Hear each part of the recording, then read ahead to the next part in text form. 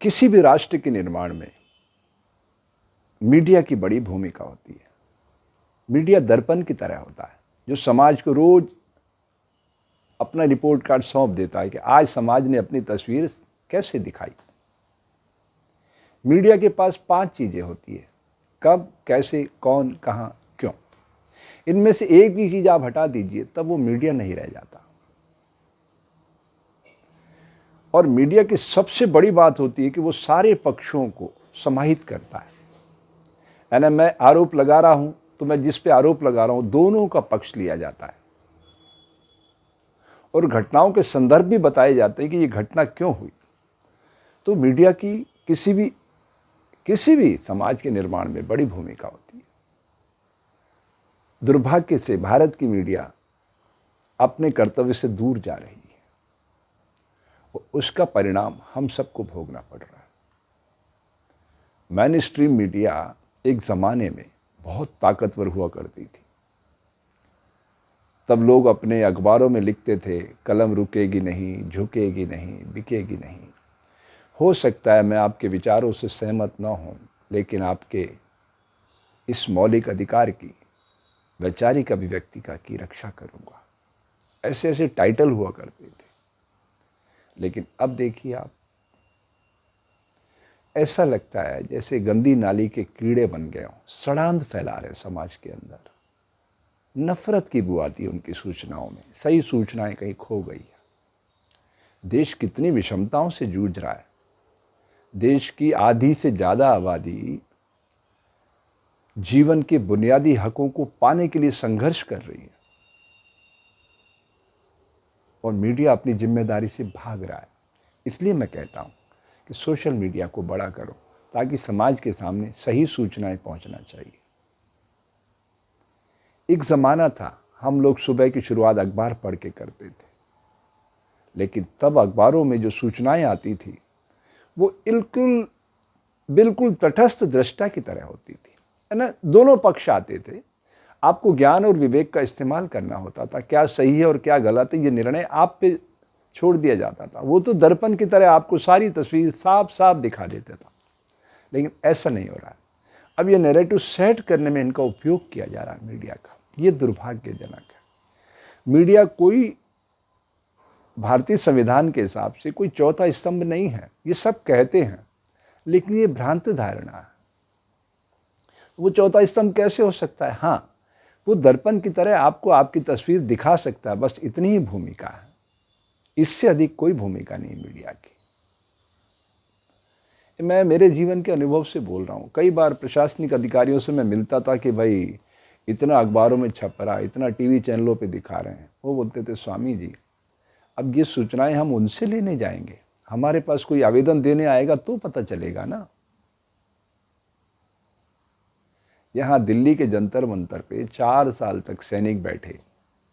जब मैंने सूचना अधिकार में पीएमओ से वो सारी जानकारी ली, वो जानकारी लेकर मैं उनके पास गया, सैनिकों के पास, कि भाई प्रधानमंत्री कार्यालय तो कह रहा है कि उसको पता ही नहीं कि आप यहाँ जंतर मंतर पे बैठे हो। तब उनके कमांडेंट ने मुझसे कहा कि साहब रोज तो अखबारों में आ रहा है, टीवी पे आ रहा है। तो मुझे वो बात उस प्रशासनिक अधिकारी की याद आ गई कि कैसे ये सिस्टम चलता है भारतीय संविधान का। तो हमें समझना चाहिए आज का युग है सोशल मीडिया का। अब किसी के पास इतना टाइम भी नहीं है कि वो टीवी के सामने बैठ के देखेगा। आज तो जब आपके पास समय हो तब मोबाइल खोलो, यूट्यूब ऑन करो और सूचनाएं ले लो। तो हर युग की अपनी एक मांग होती है।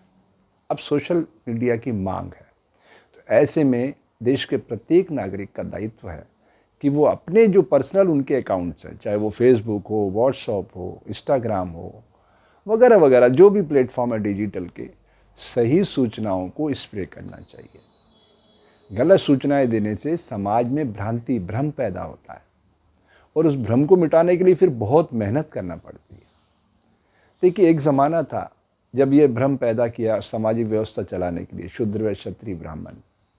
आज वो कितना विराट रूप ले लिया उसने। माँ के गर्भ से अछूत पैदा होने लग गए, यानी अछूत का बेटा अछूत ही रहेगा। अब सोचिएगा, ब्राह्मण परिवार में पैदा हुआ बच्चा, ठीक है, हो सकता है कोई गरीब हो, लेकिन उस अस्पृश्यता के दंश को तो नहीं झेल रहा है ना वो, बात ये है। लेकिन अछूत का बेटा अछूत ही पैदा होगा, तो ये तो एक अभिशाप है, कलंक है मानव जाति के लिए, इसे मिटाना चाहिए। जब तक हम खुली सोच के साथ इन बाउंड्रीज को तोड़ेंगे नहीं, एक अच्छे समाज का निर्माण कैसे होगा।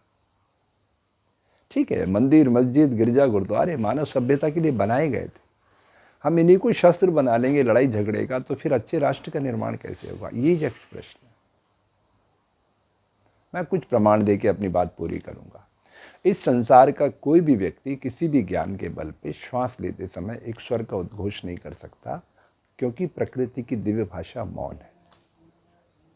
वो मौन से ही अपनी सारी ऊर्जा को प्रकट करती है। दूसरा, अगर आप प्रकृति के ताने बाने को देखें तो आपको समझ में आएगा कि प्रकृति में विविधता है, डाइवर्सिटी में यूनिटी। चींटी से हाथी तक उसने बनाए और मनुष्य को ओपन स्पेस दिया, स्वतंत्रता दी है कि तुम चाहे जैसे बनो, मैं कोई रुकावट नहीं करूंगा। लेकिन हाँ, हर एक्शन का एक रिएक्शन है, मतलब हर जो भी आप कृत्य करोगे उसका एक परिणाम आपको मिलेगा।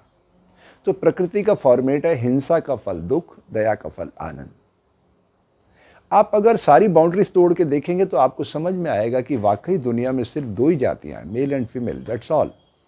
बाकी सब हमने बनाया। ये सब मानव मस्तिष्क की उपज है। तो इसको रचनात्मक बनाने में, कलात्मक बनाने में एक खूबसूरत मानव धरती पे आएगा। और इसकी भूमिका के लिए ये मीडिया हाउस हुआ करते थे। ये नहीं कि आप गंदी नाली के कीड़े बन के समाज में सड़ांध फैलाओ, ये बड़ा दुखद है। और मैं सोशल मीडिया को बधाई भी देना चाहता हूँ, क्योंकि समय के हिसाब से सारी चीज़ें बदल जाती हैं। तो आपको मौका है, सोशल मीडिया के लोगों को अच्छी सूचनाओं को कलेक्ट करना चाहिए, प्रयास करना चाहिए, मेहनत करना चाहिए और सही सूचनाओं को समाज के सामने लाना चाहिए और निष्पक्ष तरीके से लाना चाहिए। सबका पक्ष आना चाहिए। आप भी वन वे चलोगे तो फिर थोड़े दिनों बाद आपकी भी वही स्थिति हो जाएगी जो मेन स्ट्रीम मीडिया की। सारी दुनिया में ऐसा नहीं है कि सारी दुनिया में भारत जैसी मीडिया नहीं। भारत क्या एक धीरे धीरे धीरे विकास की ओर बढ़ता हुआ राष्ट्र। हमने बहुत लंबे समय तक गुलामी की जंजीरों में जकड़ के अपने जीवन को रखा है ना, तो उन जंजीरों को तोड़ पाना अभी इतना आसान नहीं, समय लगेगा।